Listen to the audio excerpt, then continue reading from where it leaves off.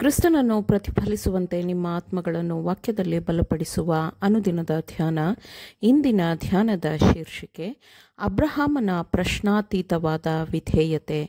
ಈ ದಿನದ ದೇವರ ವಾಕ್ಯ: ಯೆಹೋವನು ಅಬ್ರಹಾಮನಿಗೆ, ನೀನು ಸ್ವದೇಶವನ್ನು, ಬಂಧು ಬಳಗವನ್ನು, ತಂದೆಯ ಮನೆಯನ್ನು ಬಿಟ್ಟು ನಾನು ತೋರಿಸುವ ದೇಶಕ್ಕೆ ಹೊರಟು ಹೋಗು.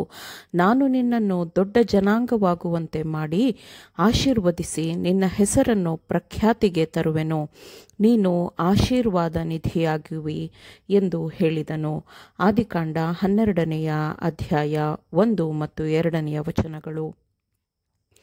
ಅಬ್ರಹಾಮನ ಮೂಲಕ ಲೋಕಕ್ಕೆ ಬೆಳಕನ್ನು ಪಸರಿಸಲು ದೇವರು ಅಬ್ರಹಾಮನನ್ನು ತನ್ನ ಸಂದೇಶ ದೂತನನ್ನಾಗಿ ಆರಿಸಿಕೊಂಡನು.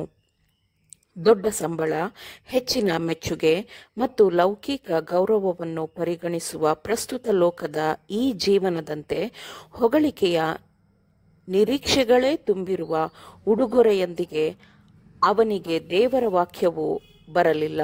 ಆದರೆ ನೀನು ಸ್ವದೇಶವನ್ನೂ ಬಿಟ್ಟು ನಾನು ತೋರಿಸುವ ದೇಶಕ್ಕೆ ಹೊರಟು ಹೋಗು ಎಂಬ ದೇವರ ಸಂದೇಶವು ಅವನಿಗೆ ಬಂದಿತು. ಇದು ಅವನಿಗೆ ದೊರೆತ ದೈವ ಸಂದೇಶವಾಗಿತ್ತು.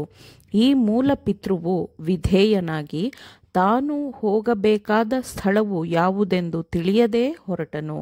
ಹೌದು, ಭೂಮಿಯಲ್ಲಿ ದೇವರ ನಾಮವನ್ನು ಜೀವಂತವಾಗಿರಿಸಲು ಬೆಳಕನ್ನು ಪಸರಿಸುವವನಾಗಿ ದೇವರು ಹೇಳಿದ್ದ ಸ್ಥಳಕ್ಕೆ ಅವನು ಹೊರಟನು.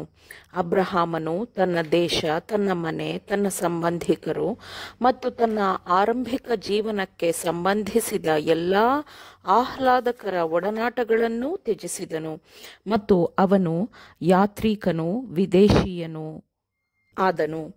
ದೇವರು ಅವನನ್ನು ತನ್ನ ಸೇವೆಗೆ ಬಳಸಿಕೊಳ್ಳುವ ಮೊದಲು ಅಬ್ರಹಾಮನ ಹಿಂದಿನ ಎಲ್ಲ ಸಂಪರ್ಕಗಳಿಂದ ದೇವರು ಅವನನ್ನು ಬೇರ್ಪಡಿಸಿದನು.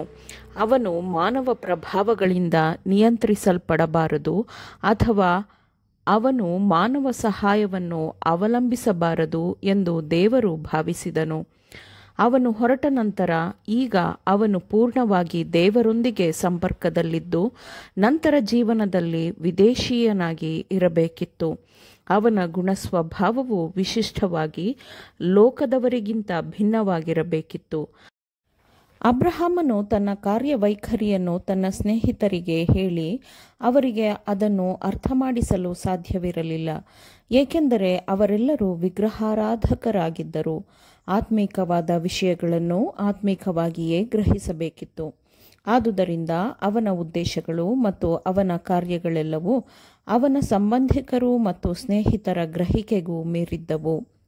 ಅಬ್ರಹಾಮನ ಪ್ರಶ್ನಾತೀತವಾದ ವಿಧೇಯತೆಯು ದೇವರ ಮೇಲಿನ ಅವನ ನಂಬಿಕೆ ಮತ್ತು ದೇವರ ಮೇಲಿನ ಅವನ ಅವಲಂಬಿಕೆಯು ಪರಿಶುದ್ಧವಾದ ದಾಖಲೆಗಳಲ್ಲಿ ಕಂಡುಬರುವ ಅತ್ಯಂತ ಗಮನಾರ್ಹವಾದ ಉದಾಹರಣೆಗಳಲ್ಲಿ ಒಂದಾಗಿದೆ.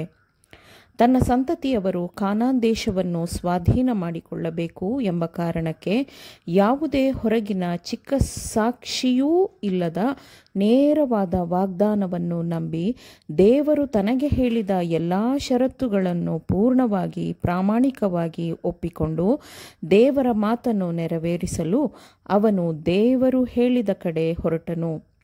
ಮತ್ತು ದೇವರು ನಂಬಿಗಸ್ತನಾಗಿ ತಾನು ಕೊಟ್ಟ ವಾಗ್ದಾನವನ್ನು ನೆರವೇರಿಸುತ್ತಾನೆ ಎಂಬ ದೃಢ ನಿಶ್ಚಯದಿಂದ ಅವನು ಹೊರಟನು.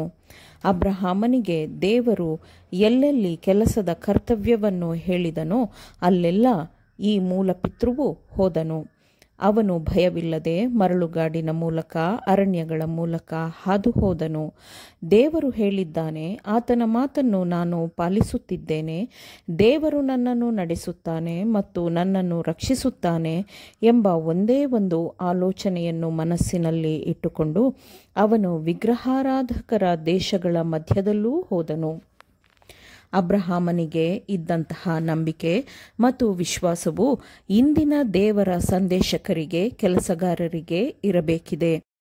ಕೇಳುತ್ತಾ ಬೇರೆಯ ಧ್ವನಿಯನ್ನು ತಿರಸ್ಕರಿಸುತ್ತಾ ವಿಧೇಯರಾಗಿ ಇರುವುದಿಲ್ಲ. ದೇವರ ಸೇವಕರು ತಮ್ಮ ಲೋಕ ಸಂಬಂಧಗಳು ಮತ್ತು ಇತರ ಎಲ್ಲ ಲೌಕಿಕ ಸಂಪರ್ಕಗಳಿಗಿಂತಲೂ ದೇವರ ಕೆಲಸಕ್ಕೆ ತಮ್ಮನ್ನು ಮೀಸಲಿಟ್ಟರೆ ಮತ್ತು ದೇವರಿಗೆ ಸಂಪೂರ್ಣವಾಗಿ ತಮ್ಮನ್ನು ಒಪ್ಪಿಸಿಕೊಟ್ಟಿದ್ದರೆ ದೇವರು ಅಂತಹ ತನ್ನ ಸೇವಕರಿಗೆ ಬಹಳ ಹೆಚ್ಚಿನದನ್ನು ಮಾಡುತ್ತಾನೆ. ಆಮೇನ್. ದೇವರ ವಾಕ್ಯಗಳನ್ನು ಶ್ರದ್ಧೆಯಿಂದ ಆಲಿಸುವವರು ಮಾತ್ರವೇ ಆಗಿರದೆ ಪಾಲಿಸುವವರೂ ಆಗಬೇಕೆಂದು ನಿಮ್ಮನ್ನು ಉತ್ತೇಜಿಸುತ್ತೇನೆ. ಪರಿಶುದ್ಧಾತ್ಮನ ಸಹಾಯದಿಂದ ಆಲಿಸಿದ ನಿಮ್ಮೆಲ್ಲರಿಗೂ ಧನ್ಯವಾದಗಳು. ಮತ್ತೆ ದೈನಂದಿನ ಧ್ಯಾನಕ್ಕಾಗಿ ನಾಳೆ ಸಂಧಿಸೋಣ. ಆಮೇನ್.